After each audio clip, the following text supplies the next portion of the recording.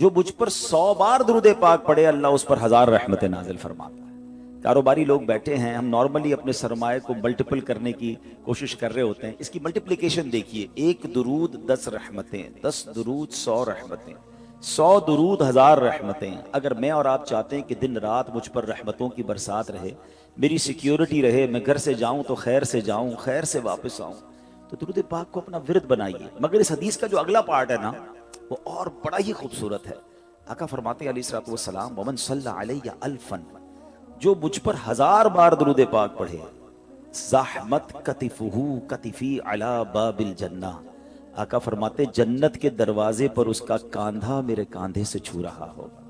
ہیں آپ ذرا سمجھئے، کاندھے سے کاندھا کس سے چھوتا ہے؟ امام صاحب اعلان کرتے ہیں مسجد میں ذرا کاندھے سے کاندھا ملا کر سفید سیدھی کر لیں، ویری نیکسٹ ٹو می، جو بالکل میرے برابر میں ہوتا ہے نا، میرا کاندھا اس سے ٹچ ہوتا ہے۔ میں تو وہ امتی ہوں، وہ غلام ہوں جو تمنا رکھتا ہوں کہ آقا علیہ السلام اپنے پیچھے پیچھے جنت میں لے جائیں تو بھی میرا بیڑا پار ہے۔ مگر ادھر سے کرم نوازی دیکھیں کہ آپ فرما رہے ہیں کہ میرے ساتھ جنت میں ایسے جائے گا کہ اس کا کاندھا میرے کاندھے سے چھو رہا ہوگا۔ یہ ہے درود پاک۔ براہ کرم درود پاک کی زبردست عادت ہم رمضان میں ڈال سکتے ہیں۔ ماہ رمضان کی راتوں میں دیکھنے کو یہ ملتا ہے، ہمارے یہاں کراچی میں بالخصوص لوگ رات بھر جاگتے ہیں۔ بہت اچھی بات ہے، رمضان کی رات عبادت کی رات ہے۔ رمضان کی رات اگر شب بیداری ہو اور دعاؤں میں گزرے تو کیا بات ہے، مگر انفارچونیٹلی پرابلم یہ ہے کہ ہماری انفرادی عبادتیں کرنے کی عادت نہیں ہے۔ رات تو جاگی جا رہی ہے، مگر کن کاموں میں جاگی جا رہی ہے؟ کوئی کھیل کود کے جاگ رہا ہے، کوئی جناب فضول باتوں میں جاگ رہا ہے، ایسی گپ شپ ساری رات، اور ہماری گیدرنگز اللہ کرے نیکیوں بھری ہو جائیں، ورنہ ہماری باتوں میں غیبتیں بھی ہو جاتی ہوں گی، ہماری باتوں میں نہ جانے دل آزاریاں بھی ہو جاتی ہوں گی۔ یہ راتیں اس لیے نہیں ہیں۔ یاد رکھیے، رمضان کی راتوں میں رحمت کا ندا دینے والا فرشتہ یہ ندا دیتا ہے، کوئی مانگنے والا اس کی دعا قبول کی جائے، ہے کوئی سوالی اس کا سوال پورا کیا جائے، ہے کوئی توبہ کرنے والا اس کی توبہ قبول کی جائے۔ یہ راتیں تو ہمارے لیے دروازے کھول دیے گئے رحمت کے، اور کہیں ایسا تو نہیں کہ ہم یہ راتیں ضائع کر رہے ہیں۔ پلیز ان راتوں میں تلاوت کیجئے، درود پڑھیے، دعائیں کیجئے، مانگ لیجئے جو مانگنا ہے۔ اور اگر آپ کو لگتا ہے نا کہ میں رات بھر جاگ کر گناہ سے بچ نہیں پاؤں گا تو سو جائیے، مگر گناہ نہ کیجئے۔ رمضان نیکیاں کرنے کے لیے آیا ہے، نیکیاں کروانے کے لیے آیا ہے۔ ایک بات کو ذرا لاجیکلی سمجھیے گا، جب وقت بابرکت ہونا یا مقام بابرکت ہو، اس وقت گناہ کیا جائے یا نافرمانی کی جائے اس کی پنشمنٹ بھی زیادہ ہوتی ہے۔ فار ایگزامپل، اگر کوئی شخص روڈ پہ گناہ کرے غلط ہے، مگر مسجد کے اندر آ کر گناہ کرے تو آپ کیا کہیں گے؟ یار اللہ کے گھر میں آ کر ایسی باتیں کر رہے ہو۔ کوئی پاکستان میں گناہ کرے غلط ہے، لیکن مکہ پاک میں جا کے کرے تو آپ کیا کہیں گے؟ مکہ پاک میں تو جہاں حدود حرم میں ایک نیکی 1,00,000 نیکی کے برابر ہے، وہاں ایک گناہ بھی 1,00,000 گناہ کے برابر ہے۔ کیوں؟ کیونکہ مکے میں لوگ عبادت کرنے آتے ہیں، وہاں بھی جا کر تم گناہ کر رہے ہو۔ اب رمضان میں سوچئے کہ میری اور آپ کی مغفرت کا انتظام کیسے کر دیا گیا کہ جو سب سے بڑا ہمارا اینیمی ہے شیطان، اسے بند کر دیا گیا۔ ٹھیک ہے، نفل کا ثواب فرض کے برابر، فرض کا ثواب 70 گنا بڑھا دیا گیا، ہر طرف رحمتیں اور برکتیں۔ روزانہ افطار کے وقت 10 لاکھ گناہگار جہنم سے آزاد کیے جا رہے ہیں۔ یعنی مجھے اور آپ کو بخشوانے کا پراپر، جس کو کہتے ہیں نا ارینجمنٹ۔ مولا علی شیر خدا کرم اللہ تعالی وجہ الکریم کیا کمال کی بات فرماتے ہیں، فرماتے ہیں اگر اللہ کو اس امت کو عذاب دینا ہوتا نا تو انہیں رمضان اور سورہ اخلاص نہ عطا فرماتا۔ اٹ مینز رمضان دیا ہی اسی لیے ہے کہ بخشے جائیں، مگر جو رمضان میں بھی بخشش نہ پائے، اس میں بھی گناہ کرے، اس میں بھی برے کام کرے، تو پلیز بی کیئرفل۔ رمضان کا گناہ بڑا ناپسندیدہ ہے، اس کی پنشمنٹ بھی زیادہ ہے۔ حدیث پاک کا جز ہے کہ جو رمضان میں ایک گناہ کرے اس کے 1 سال کے اعمال برباد کر دیے جاتے ہیں۔ تو پلیز رمضان میں عبادتیں کیجئے اور گناہوں والی عادتوں کو چھوڑ دیجئے۔ تو بہرحال درود پاک it's a beautiful way to spend your time with رحمہ ود برکہ، جتنا ہو سکے درود پاک پڑھتے رہیں۔ آئیے مل کر محبت کے ساتھ بآواز بلند درود پاک پڑھ لیں۔ صلو علی الحبیب صلی اللہ تعالی علی محمد صلی اللہ علیہ وسلم۔ آج کی یہ محفل ویسے بھی بڑی بابرکت ہے کیونکہ آج کی اس محفل میں ختم قرآن ہوا ہے۔ یاد رکھیے، جہاں ختم قرآن ہوتا ہے وہاں خاص اللہ کی رحمتوں کا نزول ہوتا ہے، خاص دعاؤں کی یہ قبولیت کا وقت ہے۔ جہاں ختم قرآن ہونا، اب جو دعائیں مانگی جائیں یہ خاص قبولیت دعا کا وقت ہے۔ ہم رب کریم سے دعا کرتے ہیں کہ مولا ہم پر اپنی خاص رحمت فرما دے۔ آج یاد رکھیے گا، آج 10ویں شب ہے نا، تو یہ عشرۂ رحمت کی بھی آخری شب ہے۔ اب عشرۂ رحمت ہم سے جدا ہونے والا ہے۔ خوش نصیبوں نے رحمتیں حاصل کر لی ہیں. ہم اللہ سے دعا کرتے ہیں اللہ ختم قرآن کی برکت سے ہمیں بھی رحمت سے محروم نہ کیجیے. ہم سب کی مغفرت فرما, ہمارے ماں باپ کی مغفرت فرما, ہمارے ذیشان بھائی اور جن لوگوں نے ماشاءاللہ یہ ختم قرآن کیا, تراویح کی محفل سجائی, اللہ ان کو اس کی بہترین جزا عطا فرمائے. آج کی رات ہمیں ایک اور یاد بھی دلاتی ہے. 10 رمضان المبارک ہماری امی حضور ام المومنین حضرت خدیجۃ الکبریٰ رضی اللہ تعالی عنہا کا یوم بھی ہے. آپ کا وصال نبوت کے 10ویں سال 10 رمضان المبارک کو ہوا. یہ وہ عظیم ہستی ہیں, سبحان اللہ. میرے آقا علیہ الصلوۃ والسلام ان سے اتنا پیار فرماتے, اور نبی پاک علیہ الصلوۃ والسلام کو جس طرح انہوں نے سپورٹ کیا. یہ اسلام کے ابتدائی ایام تھے, یعنی ہماری خواتین کے لیے وہ رول ماڈل ہیں کہ اپنے شوہر کے ساتھ برتاؤ کیسا ہونا چاہیے, اور اسپیشلی ٹف ٹائم میں. آپ طیبہ, طاہرہ, زاہدہ, صدیقہ, اور آپ عظیم ہستی ہیں کہ نبی پاک علیہ الصلوۃ والسلام کی جو پہلی زوجہ ہیں وہ آپ ہیں. اور جب تک آپ نبی پاک علیہ الصلوۃ والسلام کی زوجیت میں رہیں, میرے آقا علیہ الصلوۃ والسلام نے کوئی دوسرا نکاح نہیں فرمایا. ایک اور خوبصورت بات کہ پیارے آقا علیہ الصلوۃ والسلام کی تمام اولاد میں سوائے حضرت ابراہیم کے جتنی اولاد ہے وہ سب حضرت خدیجۃ الکبریٰ رضی اللہ تعالی عنہا سے ہے. اور سبحان اللہ, رہتی دنیا کے سیدوں کی نانی جان جو ہیں وہ حضرت خدیجۃ الکبریٰ رضی اللہ تعالی عنہا ہے. جنت المعالی میں آپ کا مزار شریف موجود ہے, مکہ مکرمہ میں. اللہ تربت حضرت خدیجہ پر اپنی کروڑوں رحمتوں کی بارش نازل فرمائے, اور ان کے صدقے ہماری مغفرت فرمائے, اور ہماری ماؤں بہنوں کو ان کی سیرت سے اپنی زندگی میں امپلیمنٹیشن کرنے کی توفیق عطا فرمائے. چونکہ بات خاندان نبوت کی ہوئی ہے, اور سبحان اللہ, آئیے اسی خاندان کی نسبت سے میں ایک بڑا ہی ایمان افروز آپ کو واقعہ سناتا ہوں, جس ایک واقعے میں ہم سب کے لیے بہت کچھ ہے. ماجرا یہ تھا کہ مولا علی شیر خدا کرم اللہ تعالی وجہ الکریم کے گھرانے میں 5 افراد تھے. بی بی فاطمہ خاتون جنت, حضرت امام حسن, حضرت امام حسین, اور ان کا ایک غلام تھا, اس کا نام تھا حارث. یہ 5 افراد رہتے تھے, اور 3 دن گزر گئے, ان کے پاس کھانے کو کچھ نہیں تھا. 3 دن تک فاقہ ہے, کھانے کو کچھ نہیں. خاتون جنت بی بی فاطمہ رضی اللہ تعالیٰ عنہ نے مولا علی سے کہا, اے علی, جا کر میرا یہ لباس بیچ کر آ جاؤ. ذرا میں تھوڑا سا واقعہ یہ بریک کرتا ہوں, ہم ساتھ ساتھ سیکھتے بھی جائیں گے, تو انشاءاللہ آج بیان میں آنے کا مقصد بھی پورا ہو جائے گا. یہ گھرانہ کون سا ہے؟ یہ میرے آقا کا گھرانہ ہے. یہ نبی پاک علیہ الصلوۃ والسلام کی جگر کا ٹکڑا بی بی فاطمہ رضی اللہ تعالیٰ عنہ کا گھر ہے. مولا علی وہ ہیں کہ جن کے بارے میں نبی پاک فرمائے, جس کا میں مولا اس کا علی مولا. یعنی اس قدر عظیم گھرانہ. اور سرکار دو عالم علیہ الصلوۃ والسلام کے پاس نعمتوں کی کوئی کمی؟ آپ تو وجہ تخلیق کائنات ہے نا. نبی پاک علیہ الصلوۃ والسلام ہی از the reason of the all creation.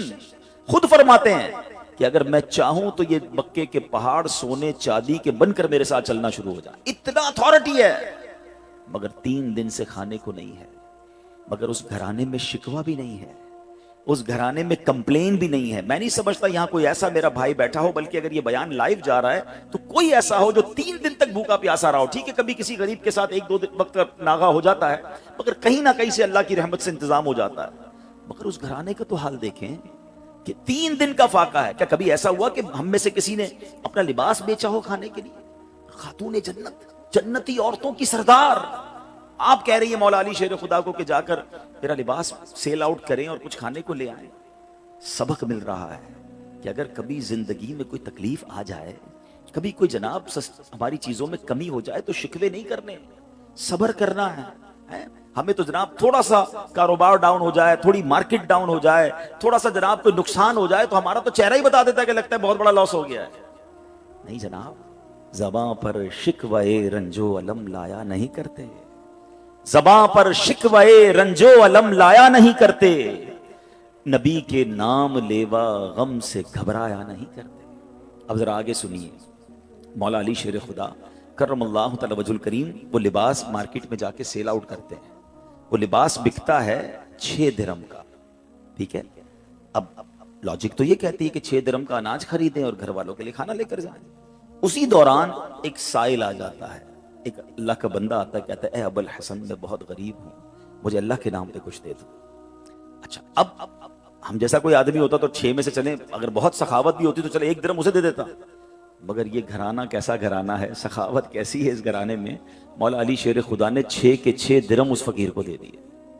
Again empty handed, सब दे दिए। थोड़ा आगे चले तो एक आराबी आया और आकर कहता है, उसके पास ऊंटनी थी, कि ए अबुल हसन, मौला अली की ये कुन्नियत थी, ये ऊंटनी खरीदोगे? मौला अली कहते मेरे पास तो पैसे ही नहीं है। तो कहा उधार खरीद लो। कहा कितनी की देनी है? कहा 100 दिरहम की। आपने ऊंटनी खरीद ली। थोड़ा और आगे गया तो एक और आराबी आया, एक और अरबी शख्स कहता है, ए अली ये ऊंटनी बेचनी है? कहा बेचनी है। कहा कितनी की खरीदी है? कैसा क्वेश्चन है। बिजनेस कम्युनिटी के लोग बैठे हैं ना, हमसे को पूछ ले आपकी कॉस्ट क्या है, उसके बाद तो जनाब वो कलाबें लगती हैं, भाई अल्लाह की कसम मेरी तो कॉस्ट ही इतने की है। अच्छा हमें समझ नहीं आती, बंदा पहले कॉस्ट 1000 रुपए बताता है, थोड़ी नेगोशिएशन करो तो 950 पे आ जाता है। यार अभी तो आप कसमें खा रहे थे मेरी 1000 की कॉस्ट है। हमारा ये हाल है। मौला अली शेर खुदा, घर में खाने को कुछ नहीं है, आप फरमाते हैं 100 दिरहम की खरीदी है। सच को आंच नहीं है। वो बंदा कहता है 160 की देनी है। आपने कहा बिल्कुल देनी है। 160 में आपने सेल कर दी। थोड़ा आगे गए तो पहले वाला जो अरबी था वो आया, कहा ए अली वो ऊंटनी कहां गई? कहा मैंने बेच दी। कहा मेरे पैसे दे दो। आपने 100 दिरहम दे दिए। खुशी खुशी घर आए और बीबी फातिमा के हाथ में 60 दिरहम रख दिए। खातून जन्नत कहती है, अली मेरा जोड़ा इतना कीमती तो नहीं था कि 60 दिरहम का बिक जाता। सुनो मौला अली क्या कहते हैं, कहते मैंने अल्लाह से तिजारत की है, मैंने अल्लाह से कारोबार किया है, 6 मिले थे वो अल्लाह की राह में खर्च किए, अल्लाह ने मुझे 60 लौटा दिया। हाय हाय हाय। अब सुनिए, अब आगे सुनिए इसकी, और इस वाक्य का खूबसूरत टर्न और सुनिएगा, ईमान ताजा हो जाएगा। इस घराने की शान क्या है। आला हजरत इमाम अहले सुन्नत लिखते हैं ना, क्या बात रजा उस चमनिस्तान करम की, क्या बात रजा उस चमनिस्तान करम की, ज़हरा है कली जिसमें हुसैन और हसन फूल। ये घराना ही चमनिस्तान करम है। अब जब सुबह बारगाह रिसालत में गए तो नबी पाक अलैहिस्सलाम को ये बताते, मौला अली बताते, इससे पहले सरवरे कायनात अलैहिस्सलाम सवाल करते हैं, ए अली तुम्हारे कल के मामले का तुम्हें पता है क्या था? कल तुम्हारे साथ जो मामला हुआ तुम जानते हो क्या था? मौला अली कहते हैं अल्लाह आलम व रसूल आलम, हुजूर आप ही बता दे मामला क्या था। कहा ए अली जो तुम्हें ऊंटनी बेचने आए थे वो कोई और नहीं, वो हजरत मीकाईल अलैहिस्सलाम थे। ए अली जो तुमसे ऊंटनी खरीदने आए थे ना, वो हजरत जिब्राईल अलैहिस्सलाम थे। और जानना चाहोगे वो ऊंटनी कौन सी थी? ये वही ऊंटनी है कि जिस पर मेरी बेटी बीबी फातिमा खातून जन्नत कयामत के रोज सवारी करेंगी। ऐसा सखी घराना है जो तुमसे न मांगूं तो फिर किससे मांगूं, तुम्हारा तो सारा घराना सखी है। अब इस एक वाक्य से इतना कुछ है हमारे लिए। मैं कुछ और बयान ना भी करूं ना, आज इसी एक वाक्य को मैं परत ब परत खोलता चला जाऊं तो ये एक इंसिडेंट, ये एक beautiful story of the family of रसूलुल्लाह सल्लल्लाहु अलैहि वसल्लम में क्या कुछ सिखा रही है। कनात किसको कहते हैं, सब्र किसको कहते हैं, अल्लाह की रिजा पर राजी रहना किसको कहते हैं, और फिर सखावत किसको कहते हैं, अल्लाह पर भरोसा किसको कहते हैं। हम तो बहुत अजीब गरीब लोग हो गए हैं। हमें तो असबाब पर भरोसा है, हमारी तो कैलकुलेटर से कैलकुलेशन चलती है कि नहीं जनाब इतने साल मेहनत करूंगा तो ये मिलेगा। अपने प्लान ही खत्म नहीं होते। थोड़ा सा जनाब हमारा प्लान डिस्टर्ब हो जाए तो लोग मायूसी वाली बातें, डिप्रेशन में चले जाते हैं, लोग माद अल्लाह सुसाइड की बातें करने लग जाते हैं। किधर गया रब पर भरोसा? ना करें ऐसा। बाज औकात आजमाया जाता है, बाज औकात इसमें बहुत सारी हिकमतें होती हैं। एक और हदीस पाक का वाकया सुनाऊंगा, फिर अपने टॉपिक की तरफ दोबारा आते हैं। कमाल का वाकया, और ये वाकया नबी पाक अलैहिस्सलाम ने सहाबा को सुनाया। हजरत अबू हुरैरा रज़ियल्लाहु तआला अन्हु इस हदीस के रावी हैं। हजरत अबू हुरैरा कहते हैं कि नबी पाक अलैहिस्सलाम ने हमें यह वाकया सुनाया कि बनी इसराइल में 3 शख्स थे। अब जरा गौर से सुनिएगा। हम में से कई लोग ऐसे हैं जो पिछले 5, 10, 15 सालों में अल्लाह ने उनको बड़ा उरूज दिया है। अल्लाह आपको और तरक्की दे, आपके रिज़्क़ हलाल में अल्लाह और बरकत दे। मगर गौर से सुनिएगा। आका अलैहिस्सलाम फरमाते बनी इसराइल में 3 लोग थे, अल्लाह करीम को उनकी आजमाइश मकसूद हुई, उनका एग्जामिनेशन मकसूद हुआ। वो तीनों बंदे कौन थे? उसमें एक बंदा था जिसको बर्स का मर्ज था, कोढ़ का मर्ज होता है ना। एक बंदा था जिसकी आंखें नहीं थी, नाबीना था। और एक बंदा था जिसके बाल ही नहीं आते थे, गंजा था। उसकी तमन्ना बड़ी थी कि बाल आ जाए। तीनों किसी ना किसी प्रॉब्लम, किसी क्लैमिटी, किसी डिफिकल्टी में थे। अल्लाह ने एक फरिश्ता भेजा उनके पास। सबसे पहले फरिश्ता गया बर्स के मरीज के पास, जिसके जिस्म पर दाग थे, अजीबो गरीब उसकी जिल्द थी, स्किन थी, लोग उससे दूर हटते थे। उसने बर्स के मरीज को कहा कि भाई ये बताओ तुम्हारी सबसे बड़ी तमन्ना क्या है? वो कहता है मेरी सबसे बड़ी तमन्ना ये मेरी बीमारी दूर हो जाए। लोग मुझसे दूर हो जाते हैं, मेरी बॉडी पर अजीब अजीब किस्म के दाग हैं। फरिश्ते ने दुआ की, उसके जिस्म पर हाथ फेरा, उसकी बॉडी बिल्कुल ठीक हो गई। کہ یہ بتاؤ تمہیں مال کون سا اچھا لگتا ہے؟ تو وہ بندہ کہتا ہے کہ مجھے جو ہے وہ اونٹنی بڑی پسند ہے۔ فرشتے نے اس کو ایک اونٹنی دی جو گابن تھی، بچہ دینے والی تھی، اور برکت کی کہ یا اللہ تیرے مال میں برکت دے۔ فرشتہ آگے چلا گیا۔ اب فرشتہ پہنچا دوسرے بندے کے پاس، اور وہ بندہ تھا جو گنجا تھا، اس کے بال ہی نہیں آتے تھے۔ فرشتے نے کہا تیری خواہش کیا ہے سب سے بڑی؟ کہتا بس میرے بال آ جائیں، اس سے بڑی کیا تمنا ہے؟ فرشتے نے اس کے سر پہ ہاتھ پھیرا، دعا فرمائی، اس کے بال آ گئے۔ کہ تجھے مال کون سا پسند ہے؟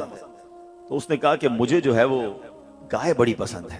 اس کو ایک گابن گائے، بچہ دینے والی گائے دی، دعا کی کہ یا اللہ تیری مال میں برکت دے۔ تھرڈ پرسن کے پاس فرشتہ کیا، وہ کون تھا؟ اندھا تھا، مادرزاد، بائی برتھ بلائنڈ۔ تیری کیا تمنا ہے؟ بولا میری تو زندگی میں ہے ہی اندھیرا، اللہ کرے میری آنکھیں آ جائیں۔ فرشتے نے اس کی آنکھوں پر ہاتھ رکھا، دم کیا، دعا کی، اس کی آنکھیں آ گئی۔ تجھے کیا چاہیے؟ کہا مجھے بکری بڑی پسند ہے۔ اس کو بکری دی جو بچہ دینے والی تھی، اور اس کے بعد وہ فرشتے نے برکت کی دعا دی، چلا گیا۔ اب اللہ کی شان دیکھیں، حدیث پاک کے الفاظ ہیں، اللہ نے ان تینوں کے مال میں خوب برکت دی، ہزاروں بکریاں ہو گئیں، ہزاروں اونٹ ہو گئے، ہزاروں گائیں ہو گئیں، یعنی اس زمانے کے وہ ملینر بلینر بن گئے۔ آفٹر سم ٹائم فرشتہ جاتا ہے اب وہ پہلے بندے کے پاس، برس کے مریض کے پاس، اور فرشتہ بھی اسی اپیرنس میں جاتا ہے، فرشتہ خود بھی برس کا مریض بن کے جاتا ہے، اور جا کر کہتا ہے بھائی مجھے کوڑ کا مرض ہے، ایک غریب مسافر ہوں، اللہ نے تجھے بڑا مال دیا ہے، ایسا کر کہ جو اتنی سارے تیرے پاس سینکڑوں ہزاروں اونٹ ہیں، مجھ غریب کو ایک اونٹنی دے دے۔ وہ بندہ کہتا ہے کہ یہ تو میں نے خود کمایا ہے، یہ تو سب میری ایفرٹ ہے، میرے تو باپ دادا کی میراث ہے۔ کہ یہ تجھے اللہ نے نہیں دیا؟ تو کچھ عرصہ پہلے غریب تھا۔ کہتا ہے نہیں کس نے کہا تجھے؟ میں تو پہلے سے ہی مالدار تھا، میرے تو فیملی کا یہ سارا مال ہے، یہ میں نے اپنی محنت سے کیا ہے۔ فرشتے نے کہا ٹھیک ہے، اگر تو سچا ہے تو ٹھیک ہے، اور اگر تو جھوٹا ہے تو اللہ تجھے پہلے جیسا ہی کر دے۔ فرشتہ دوسرے کے پاس گیا۔ اب کس کے پاس گیا؟ گنجے کے پاس۔ کہ بھائی میں بڑا غریب انسان ہوں، مسافر ہوں، تجھے اللہ نے بڑا مال دیا، اتنی گائے ہیں، ایک گائے مجھے دے دے، تو بھی تو غریب تھا کچھ عرصہ پہلے۔ کہتا کس نے کہا تمہیں میں غریب تھا؟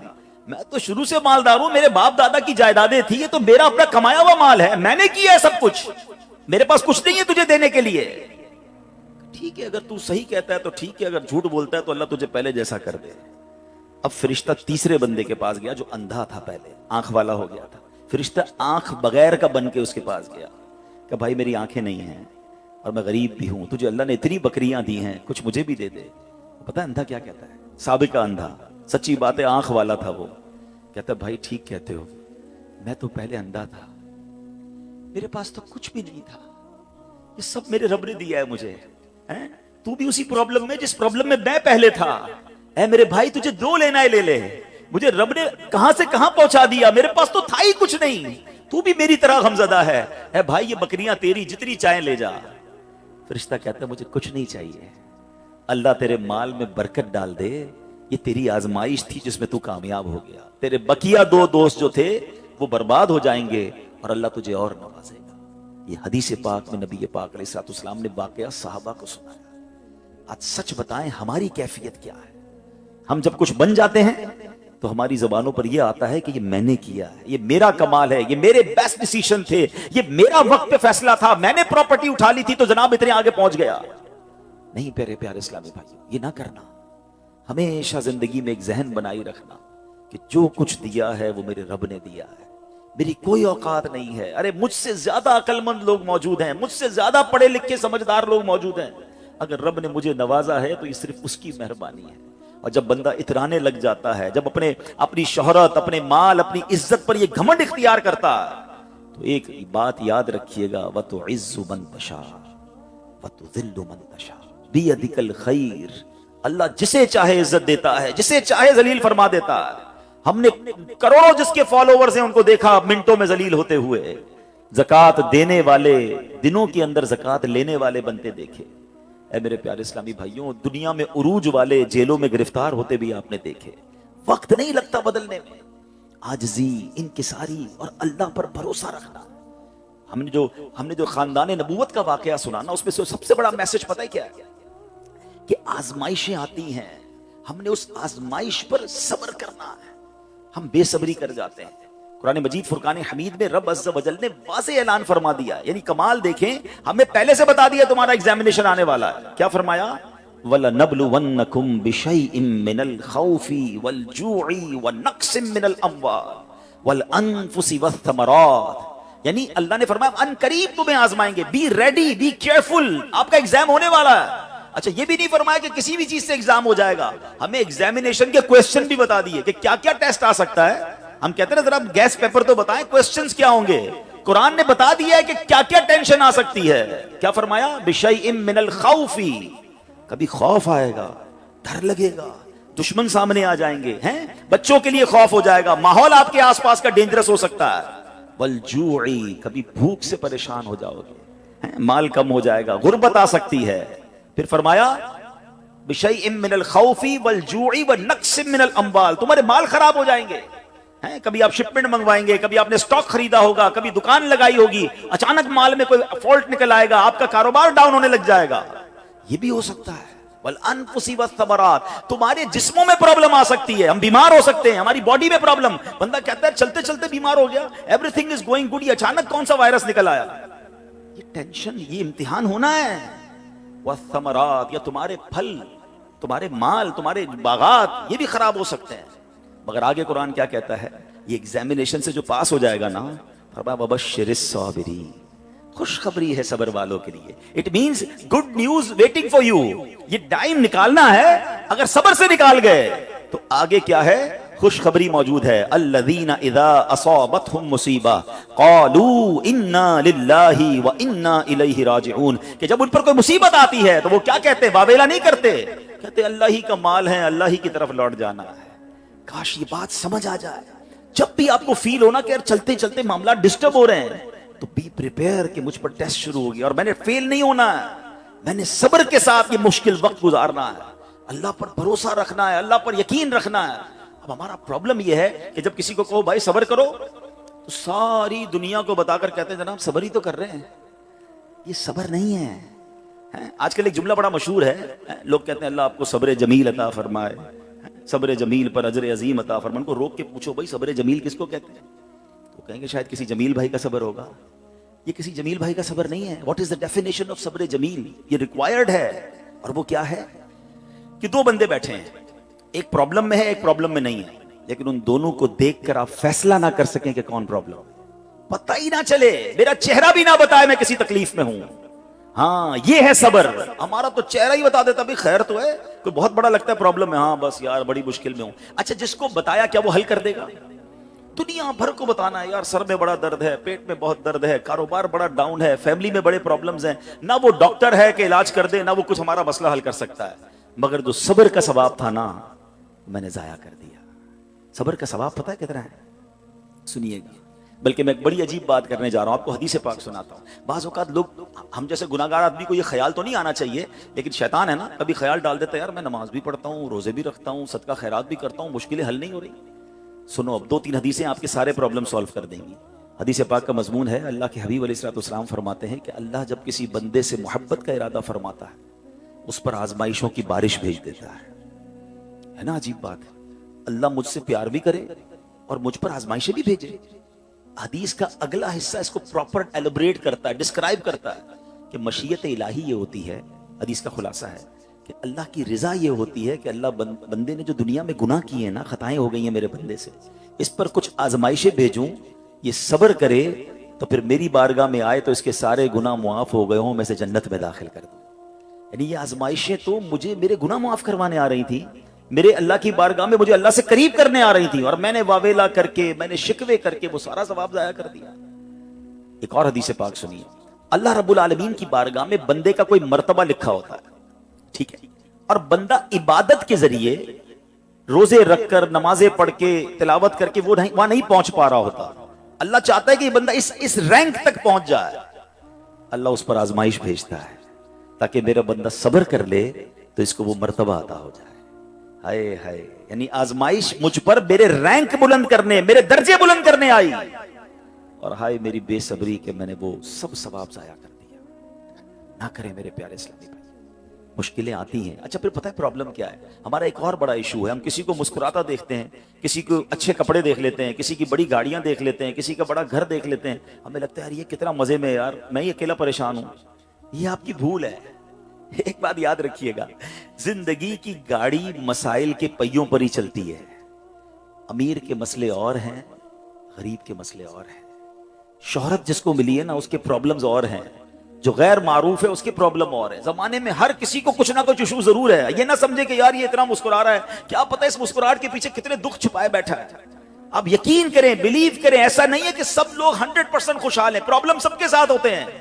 ابھی میں کیا کیا بتاؤں آپ کو، ہمارے پاس تو لوگ دعائیں کروانے آتے ہیں نا، ایسی ایسی پرابلم بتاتے ہیں کہ پیروں سے زمین نکل جاتی ہے. بعض اوقات ہم اتنے بڑے گھر میں جاتے ہیں، اس کی گاڑیاں کروڑوں روپے کی کھڑی ہیں، ان سے ملاقات ہوئی، وہ کہتے ہیں حضرت آپ سے ایک الگ سے دعا کروانی ہے. جب وہ بیچارہ اپنا مسئلہ بتاتا ہے نا، ہمیں لگتا ہے یار ہمارا تو غم ہی کچھ نہیں ہے، یہ کتنی بڑی آزمائش سے گزر رہا ہے، کتنی بڑی پرابلم سے گزر رہا ہے. میں آج کی آپ کو مثال دیتا ہوں. آج میں 5:15 بجے میں ملیر گیا تھا. ایک ہمارے بہت اچھے بھائی تھے، آج سے کچھ عرصہ پہلے انہوں نے ہمیں ایک ماشاءاللہ پراپرٹی دعوت اسلامی کے لیے بچیوں کے مدرسے کے لیے دی، اور اس کے چند دنوں بعد ان کا وصال ہو گیا. ان کو بیچاروں کو کینسر تھا. میں ان کے گھر پہ دعا کرنے گیا. ان کے بیٹے نے مجھ سے جب گلے لگانا تو بیٹا رونے لگا. اچھا میں سمجھا کہ بیچارہ اپنے والد کو یاد کر کے رو رہا ہے، ظاہر ہے 16 دن پہلے انتقال ہوا. اندر گئے، دعا کی، اس کے بعد میرے کان میں کہتا ہے کہ عبدالحبیب بھائی اس وقت میری زوجہ ہاسپٹل میں ہے. میں نے کہا کیا ہو گیا؟ کہ میری وائف کو بلڈ کینسر ہو گیا. والد کا کینسر میں انتقال ہوا ہے. اللہ نے بڑا نوازا ہے ان کو، جیولرز ہیں. لیکن میں یقین کریں، میں آپ کو سچ بتا رہا ہوں، میں گاڑی میں بیٹھ کے میں بھی رونے لگا، کیونکہ وہ بندہ جب مجھے چھوڑنے آیا نا پھر میرے گلے لگ کے رو رہا تھا. میں سوچنے لگا یار کتنا دکھ ہے لوگوں کو، اللہ نے کتنی بڑی ہم پر مہربانیاں کی ہیں. اگر مجھے کوئی بڑی بیماری نہیں ہے، میرے بچے میرے ساتھ ہیں، میری فیملی میرے ساتھ ہے، نہیں چاہیے یار دنیا کے سارے اللہ تللے نہ ملے اتنی ساری لگژریز، صحت سے بڑھ کے کچھ نہیں ہے، مگر ہمیں اس کی قدر ہی نہیں ہے، ہمیں اس کی کوئی اہمیت کا اندازہ ہی نہیں. پوچھو ان سے، کروڑوں روپے ہیں مگر علاج نہیں ہو پا رہا، ڈاکٹر بعض اوقات مایوس کر دیتے ہیں. کتنا تکلیف میں ہیں لوگ، اور ہم ہیں کہ چھوٹی چھوٹی باتوں پر بے صبری. صبر تو کریں، اللہ کی رضا پر راضی تو رہیں. میں نے آپ کو خاندان نبوت کا واقعہ سنایا، ارے کھانے کو کچھ نہیں ہے مگر شکوہ نہیں ہے. کاش یہ بات ہمیں سمجھ آ جائے اور ہم ہر حال میں اللہ کا شکر ادا کرنے والے بن جائیں. اور ایک اور میں آپ کو بات بتاؤں، ہم جو دنیا والوں کو بتاتے ہیں نا ہوتا کچھ نہیں ہے اس سے. مت بتایا کرو دنیا والوں کو، صحیح بتا دو، مت بتایا کرو، اپنے غم مت بتایا کرو، ثواب بھی چلا جاتا ہے. اور بعض اوقات یہ دنیا والے نا ہمارا مذاق بھی اڑاتے ہیں. ہم جب کسی کو اپنا پرابلم بتاتے ہیں نا ہمارے سامنے تو بڑے اچھے بنتے ہیں کہ اچھا ٹھیک ہے میں کرتا ہوں کچھ، بعد میں جا کے دنیا میں باتیں کرتے ہیں، آیا تھا میرے پاس، اس کا یہ مسئلہ ہے، ہاں باتیں بڑی کرتا ہے، بڑی پرابلم میں. کیوں بتاؤں میں دنیا والوں کو؟ وہ نعت کا شعر ہے نا، کسی کا احسان کیوں اٹھائیں، کسی کو حالات کیوں بتائیں، کیوں بتاؤں میں دنیا والوں کو مجھے کیا غم ہے نا. میرے آقا سلامت رہے ہیں، اللہ کے حبیب علیہ الصلوۃ والسلام ہیں، اور رب عز و جل کی بارگاہ ہے، میں ادھر عرض کروں نا. کسی کا احسان کیوں اٹھائیں، کسی کو حالات کیوں بتائیں، آقا تم ہی سے مانگیں گے تم ہی دو گے، تمہارے در سے ہی لو لگی ہے. ہاں اللہ رسول کی بارگاہ میں عرض کیا، ادھر آنسو بہاؤ، نہ بتاؤ دنیا والوں کو. ایک اور کمال کا شعر ہے کہ دنیا والے تو درد دیتے ہیں، دنیا والے تو درد دیتے ہیں، زخمی دل کی دوا مدینہ ہے. تو جب دنیا والوں نے کوئی ہمارا بھلا کرنا بھی نہیں، نہ ان کے ہاتھ میں ہے، شفا دینے والی ذات میرے رب کی، برکت دینے والی ذات میرے رب کی، تو اللہ سے ہی باتیں کرو نا. تو آج سے یہ ذہن بنا لے میرے پیارے اسلامی بھائی، مشکل آنی ہے تو صبر کے ساتھ وہ وقت گزارنا ہے، اللہ کی رضا پر راضی رہنا ہے. وہ بڑا کریم ہے، وہ اپنے غیب کے خزانوں سے آپ کو عطا فرمائے. توجہ بیان کی طرف رکھیے گا. اور اب آتے ہیں اس پورے واقعے سے ایک اور خوبصورت بات جو ہمیں سیکھنے کو ملی، اور وہ بات کیا ہے کہ نبی پاک کے خاندان کی سخاوت کیسی تھی. مولا علی شیر خدا کے پاس صرف 6 درہم تھے، آپ نے وہ سب کے سب دے دیے. مگر آج حال یہ ہے کہ لوگ اپنی زکوٰۃ ادا نہیں کرتے. آج زکوٰۃ لوگوں کو بھاری پڑنے لگ گئی ہے. جب کیلکولیٹ کرتے ہیں کہ جناب کروڑوں روپے زکوٰۃ، تو اس کے بعد ان کو بھاری لگتی ہے. نہ کریں ایسا. یہ زکوٰۃ مال کا میل ہے، اور اگر یہ مال کا میل آپ کے مال سے جدا نہ ہوا تو یہ آپ کے مال کو بھی میلا کر دے گا. ایک بات یاد رکھیے گا، سرکار دو عالم صلی اللہ تعالی علیہ وسلم کا یہ فرمان ہے کہ اپنے مال کو مضبوط، اپنی زکوٰۃ ادا کر کے اپنے مال کو مضبوط قلعوں میں قید کر لو. اگر میں اور آپ چاہتے ہیں نا کہ میری آپ کی پراپرٹی سیکیور رہے، ہمارے مال و اسباب سیکیور رہے، تو حدیث پاک میں تو فارمولہ موجود ہے کہ اپنے مال کو زکوٰۃ دے کر مضبوط قلعوں میں قید کر لو. لیکن یہاں زکات دینے کے لیے تیار نہیں لوگ، لمسم نکال دیتے ہیں، کیلکولیٹ نہیں کرتے. یاد رکھیے یہ مال ہی عذاب بن جائے گا اگر آپ زکات پوری ادا نہیں کرتے. ماشاءاللہ ہمارے گورنر صاحب موجود ہیں، یہ غریبوں کے لیے بہت سوچتے ہیں، لیکن میں آپ کو اگر اس مہم کو ہم لے کر چلے نا کہ لوگ صرف زکات پوری ادا کریں، میرے پاس کیلکولیشن موجود ہے. ماشاءاللہ یہاں وہ بھی لوگ ہیں جو ٹی وی پر پروگرامز کرتے ہیں، آپ سب اس بات کو لے کر چلیں کہ اگر ہمارے پاکستان میں سارے سرمایہ دار کچھ نہ کریں، اپنی زکات پوری ادا کر دیں، سارے زمیندار اپنی زکات پوری ادا کر دیں، آپ اپنی آنکھوں سے دیکھیں گے کہ غربت کتنی جلدی ختم ہوتی چلی جا رہی ہے. میں نے ایک بار گورنر صاحب کیلکولیشن کی، ذرا سنیے گا. پاکستان زرعی ملک ہے، ٹھیک ہے، اور اس کی زراعت کی جو کیلکولیشن ہے وہ انٹرنیٹ پر موجود ہے. You can search your self. آپ چیک کر لیں کہ 2023 میں پاکستان کی ٹاپ 20 کراپس کون کون سی ہوئی ہیں. آپ انٹرنیٹ پر خود ڈھونڈ لیں، آپ کے سامنے اس کراپ کی کیلکولیشن بھی آ جائے گی کہ اتنے ملین ٹن، اتنے جناب کروڑ کے جی جو ہے وہ گندم ہوا، تو کاٹن ہوا، تو فروٹس ہوئے، تو شوگر ہوئی. پاکستان کو اللہ نے بڑا نوازا ہے. شریعت کا حکم کیا ہے؟ جس اللہ رسول کی ہم بات کر رہے ہیں، جس اسلام کو ہم نے قبول کیا ہے، شریعت کا حکم یہ ہے کہ اگر آپ کی فصل اگتی ہے تو اس فصل میں اگر بارش کا پانی ہے اور آپ اپنا پانی پرچیز نہیں کر رہے اور صرف بارش سے آپ کی فصل اگ رہی ہے، تو جتنی فصل اگی 10% عشر کیا کہتے ہیں 10ویں حصے کو، وہ آپ نے نکال دینا ہے اللہ کی راہ میں. وہ غریبوں کا حق ہے، وہ زکات ہے زمین کی. اور اگر آپ پانی ٹیوب ویل وغیرہ سے لیتے ہیں، پیسوں سے خریدتے ہیں، تو 5%. آپ بلیو کریں، میں بیٹھا کیلکولیٹر لے کر کہ پاکستان کی ٹاپ 10 کراپس کتنی ہوتی ہیں، اس کی مالیت کتنی ہے، اس کی ویلیو کتنی ہے، وہ میں نے بنائی اور اس کا 5% لگایا جو دینا ہی دینا ہے. آپ یقین کریں وہ بھی خربوں روپے میں بن گیا. یہ خربوں روپے کہاں ہیں اگر ہم زکات دیتے تو؟ کتنے غریبوں کا بھلا ہو جاتا، کتنے گھر خوشحال ہو جاتے. اچھا یہ تو صرف زمین کی زکات ہے، پراپرٹیز کی زکات اربوں خربوں روپے کے لوگ مالک ہیں. مگر جب کیلکولیٹر چلاتے ہیں نا، ہوئے ہوئے ہوئے زکات جناب 10 کروڑ روپے بن جائے گی، تو پھر بھاری لگتی ہے. اللہ کے بندے، اللہ نے 4 ارب دیے ہیں تو 10 کروڑ زکات ہے نا، تو ٹینشن گائے کی ہے؟ شکر ادا کرو. اللہ نے دینے والا بنایا، مانگنے والا نہیں بنایا. مگر آج زکات بھاری پڑ گئی ہے. آپ کو پتا ہے قارون کیوں دسایا گیا تھا؟ قارون یہ حضرت موسیٰ کا کزن تھا، یہ تورات کا عالم تھا اور بڑا عالم دین تھا. مگر جب حضرت موسیٰ نے اس کو زکات کا حکم دیا نا، اس کے پاس کتنے پیسے تھے کہ قرآن کہتا ہے اس کی خزانوں کی چابیاں ایک جماعت لے کر چلتی تھی. خزانے نہیں، صرف کیز آف دا ٹریجر، اتنا خزانہ تھا. مگر کیا ہوا یہ کہ جب حضرت موسیٰ نے اس کو کہا، اچھا اس زمانے پتہ زکات کتنی تھی؟ ابھی تو 100 پہ 2.5 ہے نا، 1000 پہ 1. آپ نے فرمایا ہر 1000 پر 1 تم نے زکات دینی ہے. اس نے کیلکولیٹ کیا تو بہت بنتے تھے. حضرت موسیٰ کے خلاف ہو گیا، زکات کا انکار کیا، اپنے خزانوں کے ساتھ زمین میں دھسا دیا گیا. پلیز خدا کے واسطے اس آواز کو سب مل کر آگے بڑھائیں. میں تو یہ سمجھتا ہوں جس طرح ہم نماز کی بات کرتے ہیں کہ نماز پڑھو، زکات دیں، بے شک کسی کو بھی دیں، جو حقدار ہے اس کو دیں، مگر زکات پوری دیں. پاکستان خوشحال ہو جائے گا، غریبوں کا بھلا ہو جائے گا. لیکن زکات جس کی ہزاروں لاکھوں میں ہے شاید وہ نکال دیتا ہے، مگر جب زکات کروڑوں میں ہو رہی ہے تو لوگوں کے دلوں پر بوجھ بنتی جا رہی ہے. اس کو بوجھ نہ بننے دینا. میں ایک دعا کرتا ہوں، آج ختم قرآن کی محفل ہے، اگر آپ کو لگے تو آپ بھی آمین کہہ دینا. اپنے لیے تو میں کئی بار یہ دعا کرتا ہوں کہ یا اللہ مجھے وہ مال نہ دینا جس کی زکات مجھ پر بھاری ہو جائے. کہو آمین. یا اللہ وہ مال دینا کہ میں خوش دلی سے تیری راہ میں زکات دوں. اچھا یہ بھی بڑا ایشو ہے، پیسے نکلتے ہیں تو بھاری بڑے پڑتے ہیں. تنالوا البر حتى تنفقوا مما تحبون. اللہ فرماتا ہے تم اس وقت تک بھلائی کو نہیں پہنچ سکتے جب تک اپنی پیاری چیز راہ خدا میں خرچ نہ کرو. آپ بہترین خرچ کرو نا، اللہ آپ کو اس سے زیادہ عطا فرمائے گا. اچھا جب بھی کیلکولیٹر دیکھیں، کچھ چیزیں کیلکولیٹر سے کیلکولیٹ ہوتی ہیں، مگر اللہ کی راہ میں جو خرچ کرنے والا معاملہ ہے نا، وہ رحمت کے کیلکولیٹر سے کیلکولیٹ ہوتا ہے. وہ میرے اور آپ کے کیلکولیٹر سے کیلکولیٹ نہیں ہوگا. آپ حساب کریں گے کہ یار مولانا صاحب کہہ رہے ہیں اللہ کی راہ میں خرچ کرنے سے مال کم نہیں ہوتا، کروڑ روپے ہیں، 2.5 لاکھ زکات دوں گا تو 97.5 بچ گئے، یہ تو کم ہو گئے. آپ اس کو کہیں نوٹ کر لیجئے، اگلے سال آپ کروڑ روپے کی زکات نہیں دے رہے ہوں گے، آپ اس سے زیادہ کی زکات دے رہے ہوں گے. یہ کیسے؟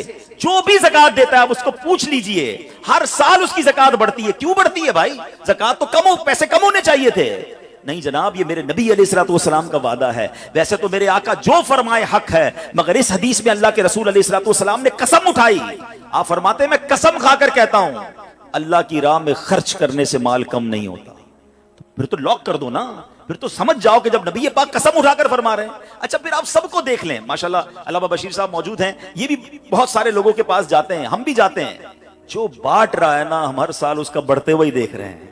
کم نہیں ہوتا. یہ بے وقوفی ہے جو یہ سوچتا ہے کہ یار دے دوں گا تو کم ہو جائے گا. نہیں. اور پھر میں آخری بات کر دوں اپنے بیان میں, جو ایک اور ایشو جو بہت بڑا ہم دیکھتے ہیں, ایک تو زکوٰۃ پوری دینی ہے اور انجوائے کر کے دینی ہے, خوش دلی سے دینی ہے, مزے لے کر دینی. یہ نہیں کہ دل پر بوجھ یار کیا کروں, 1 سال ہو گیا اب تو زکوٰۃ دینی پڑے گی. نہیں, یہ نہیں. دو اور انجوائے کرو, اللہ کی راہ میں خوش دلی سے دو. ایک واقعہ سن لیں, بات اور کلیریفائی ہو جائے گی. حضرت ابو جعفر اپنے زمانے کے بڑے ابدال ہیں. ان کے گھر میں ایک فقیر آیا تو انہوں نے اپنی زوجہ کو کہا کہ اپنے پاس کیا ہے دینے کے لیے؟ کہ حضور صرف 4 انڈے ہیں گھر میں, nothing else, 4 eggs only. کہا یہ چاروں ہی دے دو.